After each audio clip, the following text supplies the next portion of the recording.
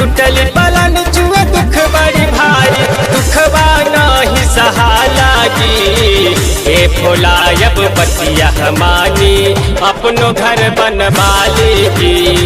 ए भोला अब बतिया मानी अपनो घर बनवा लीजिए।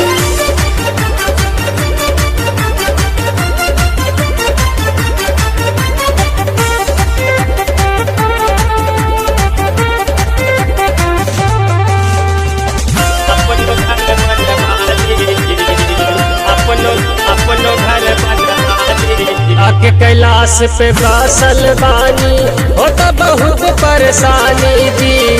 बतिया मानी है भोलदानी करी न रवयन गानी जी, करी न रवयन गानी। आके कैलाश पे बासल बानी होता बहुत परेशानी जी।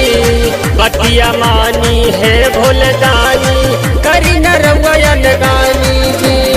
पत्थर पहाड़ पा कबले रही, पत्थर पहाड़ पा कबले रही, कहने रउआ बुझतानी जी।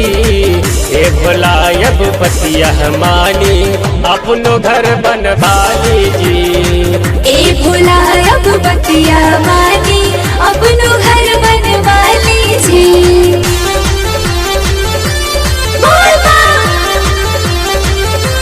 जय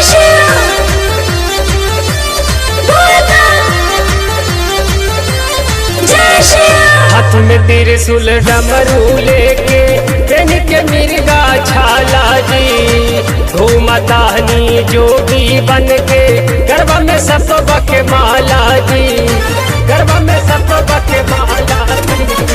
हाथ में त्रिशूल डमरू लेके पेन के मिर्गा छाला जी। घूमतानी जोगी बन के गरबा में सब के माला जी। काहे सिकंदर गुलशन सुनी, काहे सिकंदर कन्हैया सुनी, चरण से अपना लगा लीजी। ए भोला अब बतिया मानी अपनो घर बनवा लीजी।